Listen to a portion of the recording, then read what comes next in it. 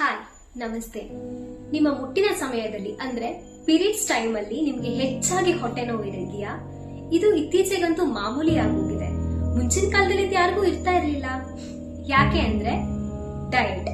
ಮುಂಚೆ ಎಲ್ಲರೂ ಕ್ರಮಬದ್ಧವಾಗಿ ಫುಡ್ ಅನ್ನ ತಗೊಳ್ತಾ ಇದ್ರು. ಆದ್ರೆ ಇವಾಗ ಎಲ್ಲರೂ fried foods, oily foods, deep fried foods ಇಂಥದ್ದೆಲ್ಲ ತಗೊಳಕ್ ಶುರು ಮಾಡಿದ್ರಿಂದ ಪೇನ್ಗಳು ಜಾಸ್ತಿ ಆಗ್ತಾ ಇದೆ ಅಂತ ಹೇಳ್ತಾರೆ. ಆಕ್ಚುಲಿ ಈ ಪೇನ್ ಪೀರಿಯಡ್ಸ್ ಟೈಮ್ ಅಲ್ಲಿ ಏನಕ್ಕೆ ಬರುತ್ತೆ? ಯಾಕೆ ಅಂದ್ರೆ ನಿಮ್ಮ ಗರ್ಭಕೋಶದ ಒಳಗಡೆ ಕಟ್ಟಿರೋ ಲೈನಿಂಗ್, ಅಂದ್ರೆ ನಿಮ್ಮ ಗರ್ಭಕೋಶದ ಒಳಗಡೆ ಯಾವಾಗ್ಲೂ ಪೀರಿಯಡ್ಸ್ ಗಿಂತ ಮುಂಚೆ ಒಂದು ಬ್ಲಡ್ ಆರ್ ಹಾರ್ಮೋನಲ್ ಇದು ಲೈನಿಂಗ್ ಉಂಟಾಗುತ್ತೆ. ಅದನ್ನ ಶೆಡ್ಸ್ ಆಫ್ ಮಾಡಿ ಹೊರಗಡೆ ತಳ್ಳೋದಕ್ಕೋಸ್ಕರ ನಿಮ್ಮ ಯೂಟ್ರಸ್ ಅಂದ್ರೆ ನಿಮ್ಮ ಗರ್ಭಕೋಶ ಕಾಂಟ್ರಾಕ್ಟ್ ಆಗೋದಕ್ಕೆ ಸ್ಟಾರ್ಟ್ ಆಗುತ್ತೆ. ಇದರಿಂದ ನಿಮಗೆ ಹೊಟ್ಟೆ ನೋವು ಬರೋದು ಮಾಮೂಲಿ.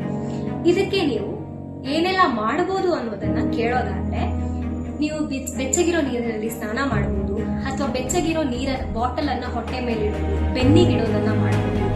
ಹಾಗೇನೆ ಲೈಟ್ ಆಗಿ ನಿಮ್ಮ ಹೊಟ್ಟೆ ಪ್ರದೇಶಕ್ಕೆ ನೋವು ಎಲ್ಲಿರುತ್ತೋ ಆ ಪ್ರದೇಶಕ್ಕೆ ಸ್ಲೈಟ್ ಆಗಿ ಮಸಾಜ್ ಕೂಡ ನೀವು ಮಾಡಬಹುದು. ಇದಲ್ಲದೆ ಇನ್ನೇನ್ ಮಾಡಬಹುದು? ಆಹಾರದ ಕ್ರಮಗಳನ್ನು ನೋಡಿದ್ರೆ, ನಿಮ್ಮ ಮುಟ್ಟು ಆಗುವ 1 ವಾರದ ಮುಂಚೆ ಡೇಟ್ ಗೊತ್ತಿರುತ್ತಲ್ವಾ, ಅದಕ್ಕಿಂತ 1 ವೀಕ್ ಪ್ರಯರ್ ಆಗಿ ಕಾಫಿ, ಟೀ, ಮಸಾಲಾ ಐಟಮ್ಸ್ ಗಳನ್ನ, ಉಪ್ಪು, ಖಾರ, ಹುಳಿ ಇವನ್ನೆಲ್ಲಾನು ನೀವು ಸ್ವಲ್ಪ ಕಮ್ಮಿ ಮಾಡ್ತಾ ಹೋಗಬೇಕು. ಹಾಗೇನೆ ಮುಟ್ಟಿರೋ ಟೈಮಲ್ಲಿ, ಮುಟ್ಟಿನ ಸಮಯದಲ್ಲಿ ಕೂಡ ನೀವು oily, fried or spicy foods ಗಳನ್ನ ಅವಾಯ್ಡ್ ಮಾಡಬೇಕಾಗುತ್ತೆ.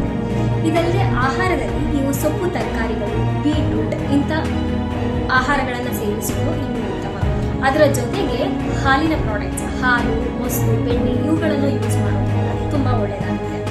ಆಮೇಲೆ ನಾನು ಕಾಲೇಜ್ಗೆ ಹೋಗಿರ್ತೀನಿ, ನಾನು ಹೇಗಪ್ಪ ಹಾಲು ಕುಡಿಯೋಕ್ಕಾಗುತ್ತೆ ಅಂತ ಕೇಳೋರು, ಕೆಲವು ಸೈಂಟಿಫಿಕ್ ಸ್ಟಡಿ ಪ್ರಕಾರ ಡಾರ್ಕ್ ಚಾಕ್ಲೇಟ್ಸ್ ಅಂದ್ರೆ ನಾರ್ಮಲ್ ಆಗಿರೋ ಕ್ಯಾಡ್ಬರೀಸ್ ಅಂತ ಚಾಕ್ಲೇಟ್ಸ್ ಅಂದ್ರೆ ಡಾರ್ಕ್ ಚಾಕ್ಲೇಟ್ಸ್ ಇಂದ ಕೂಡ ನಿಮ್ಮ ಮುಟ್ಟಿನ ನೋವುಗಳನ್ನ ನೀವು ಕಮ್ಮಿ ಮಾಡ್ಕೊಳ್ಬಹುದು ಅಂತ ರಿಸರ್ಚ್ ಹೇಳಿದೆ.